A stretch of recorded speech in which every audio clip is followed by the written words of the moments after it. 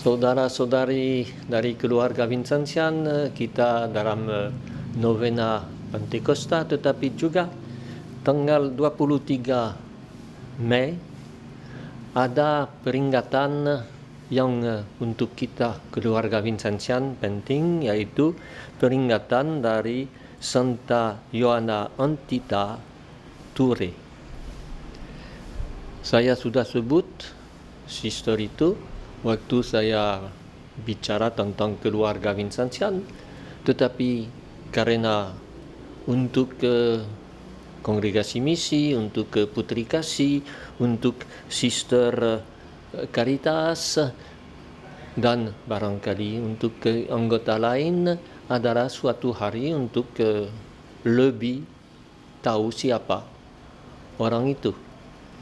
Sister itu lahir di dalam suatu kampung di Prancis, di dekat Besançon, dan dia lahir tanggal 27 November 1765 dalam suatu keluarga yang sangat Katolik, dan dari mula dia merasa tertarik untuk menjadi seorang yang konsekrasinya sepenuhnya kepada Allah dan kepada orang miskin.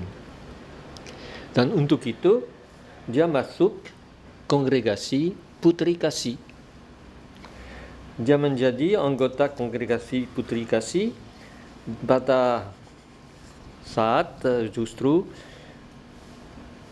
tanggal 1 November 1778 dia baru berumur 22 tahun. Dia masuk itu di Paris, dan tentunya seumur hidupnya dia akan anggap Monsieur Vincent atau Santo Vincentius de Paul sebagai bapaknya, sebagai superiornya, sebagai teladannya. Sesudah ada revolusi Prancis, semua kongregasi di Prancis dibubarkan, dan mereka dari kongregasi itu disuruh pulang ke keluarga masing-masing.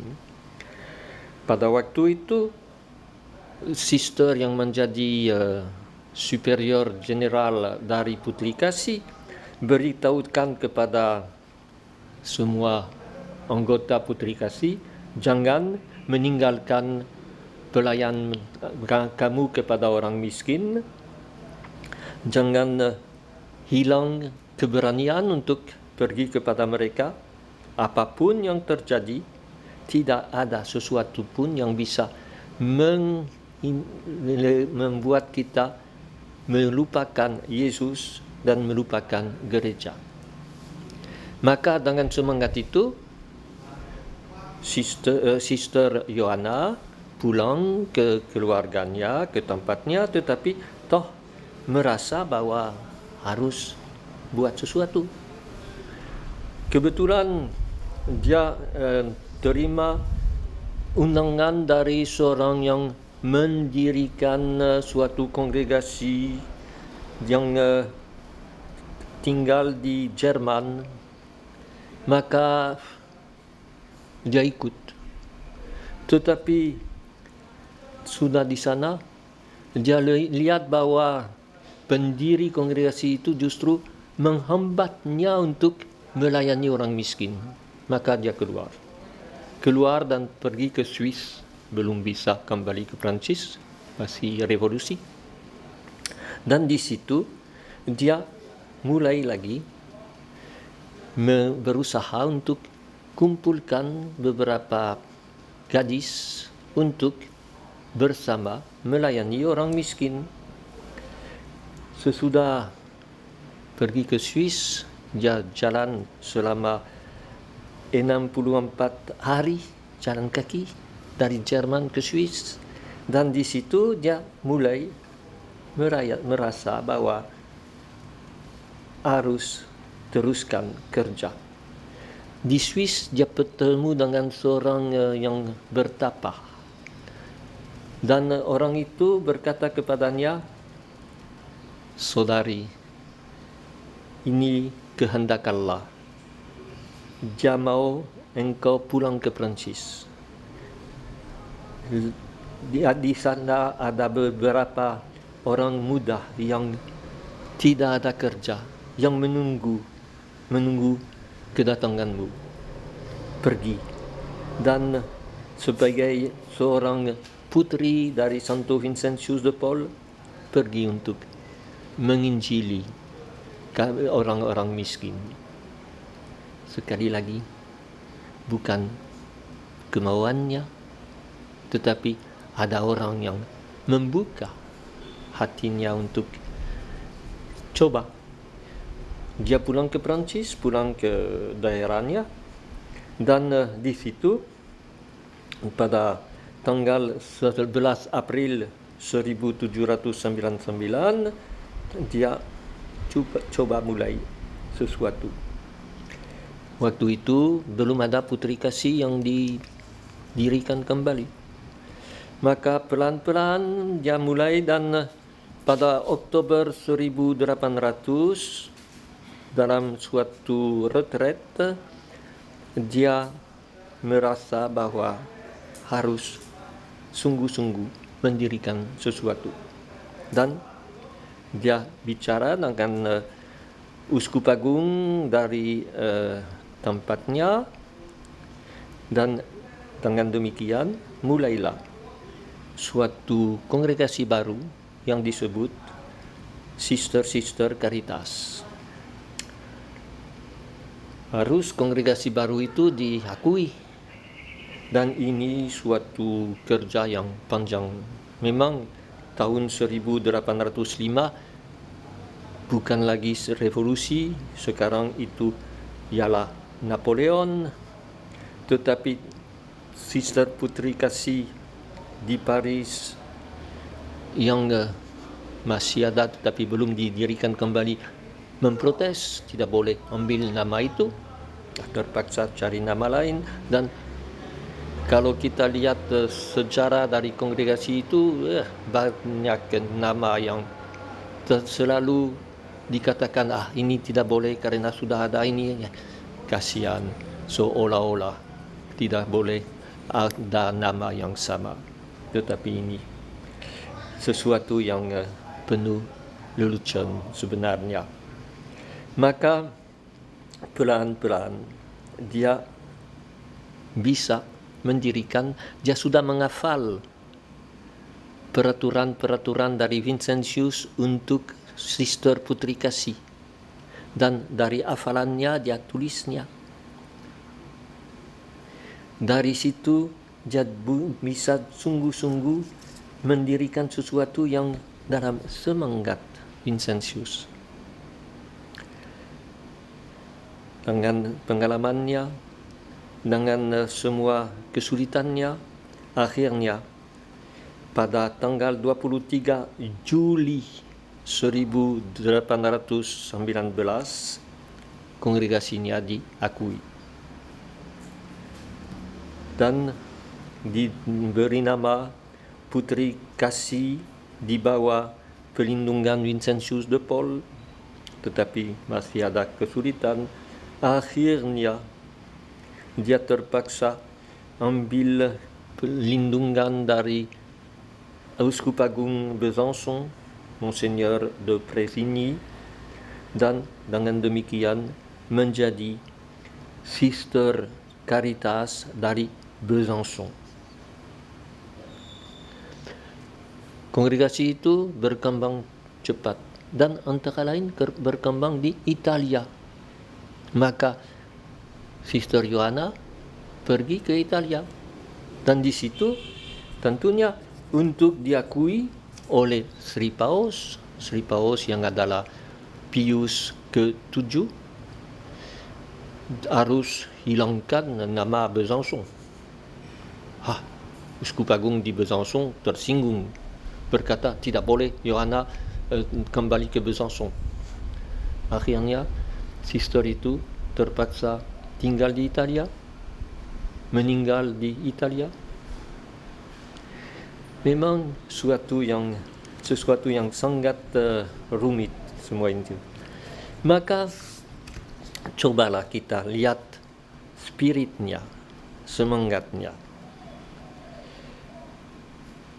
Dia angkat dari suatu kata yang ada dalam dia tulis sendiri. Untuk menjadi putri kasih, Santo Vincentius berkata, harus bekerja apa yang anak Allah datang bekerja di dunia ini. Ini sudah sering kali saya ulangi itu. Tetapi Yohana ulangi itu juga. Setiap saat saya membaca waktu masih di Putri Kasih semua teks dari Yesaya di mana Yesus berkata, Yesus mengutip teks itu dan berkata, aku diurapi untuk pergi memberi kabar baik kepada orang miskin. Dan dia berkata bahwa hal itu memberi diri sendiri kepada Allah untuk melayani orang miskin adalah intinya.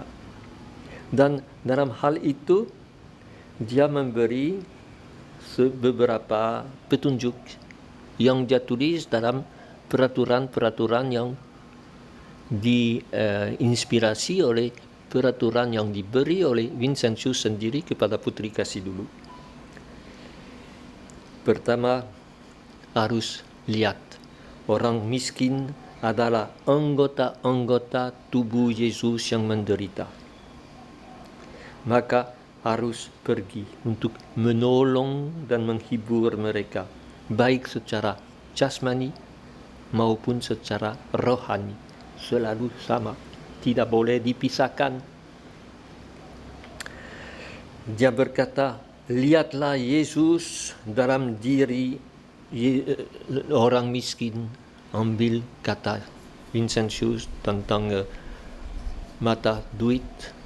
Ini orang miskin, baliknya Yesus. Dia berkata harus melayani orang miskin dengan hormat.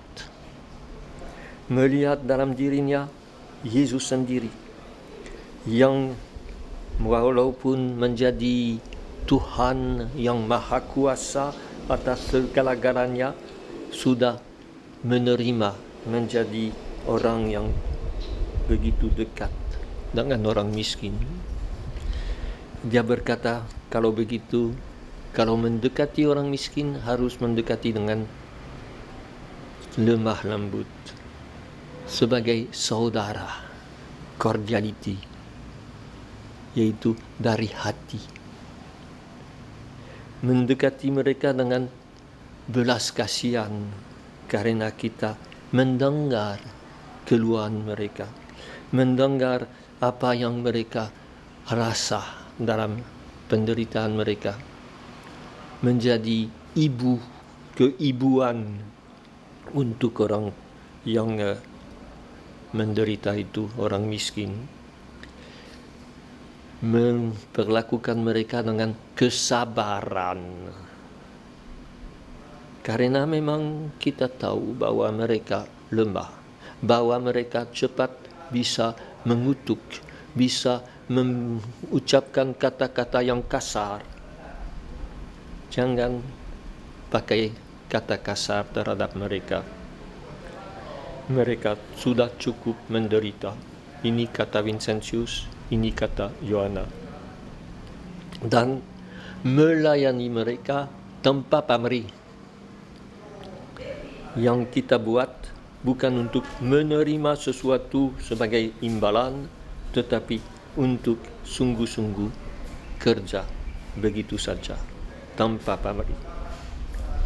Maka melayani orang miskin harus dijadikan hal yang kita utamakan atas segala-galanya. Itu yang dikatakan dalam peraturan dari Yohana itu. Lari langsung kepada mereka dan cari yang sakit dari orang miskin, dekati mereka. Ya, katakan bahwa seorang sister kasih harus menjadi seorang yang dekat, yang tahu bahwa tidak boleh menunda pelayanan pada orang miskin. Dan dalam retret setiap bulan harus secara pribadi mengokohkan lagi semangat, apa sebab saya mau melayani orang miskin, apa yang mendorong saya dan apa yang buat saya lakukan yang lebih dari sampai sekarang. Semuanya melihat diri sendiri bukan sebagai orang yang punya sesuatu, tetapi sebagai orang yang sudah kosong untuk melayani orang lain. Meninggalkan segala-galanya. Itu yang dia selalu pegang. Ala Vincentian sekali lagi. Memberi kepada Allah dan kepada pelayanan orang miskin semua yang kita punya, dengan mengorbankan diri apapun mahalnya, sehingga alam atau perasaan kita disingkirkan, cari keuntungan disingkirkan, mau menghibur diri untuk merasa hebat disingkirkan, dan seterusnya. Suatu kesempurnaan jiwa yang menjadi jalan lebar untuk pergi ke rumah sakit, untuk pergi ke tempat orang yang paling kecil, dan dengan kemurnian, dengan suatu kesucian yang selalu harus lebih dalam. Dan dia ingat bahwa dulu Vincentius berkata, biaramu ialah rumah orang miskin, kamarmu adalah tempat orang sakit yang kamu kunjungi, kapelmu adalah gereja paroki, dan seterusnya. Dalam hal itu juga dia mau supaya kongregasinya hidup sedemikian. Kita tahu bahwa semuanya sudah diakui dan diresmikan oleh Pius ke-7 pada tahun 1820, dan dia sendiri meninggal di Napoli pada tanggal 24 Agustus 1826 dengan memang merasa sedih karena dipisahkan dari sister-sister yang di Prancis, karena rasa tersinggung dari seorang uskup agung, begitu gereja kita. Tetapi tanggal 23 Mei 1926 dia dinyatakan sebagai orang beata, dan tanggal 14 Januari 1934 dia dinyatakan kudus oleh Pius ke-11. Semoga hal itu mendorong kita untuk lihat bahwa ada banyak orang yang mau kerja untuk orang miskin Dikirakan bahwa sekarang di seluruh dunia ada kurang lebih 4.000 sister kasih dari Sister Yohana itu. Moga-moga banyak panggilan, moga-moga mereka tetap setia pada spirit Vincentius seperti pendiri mereka, sister itu.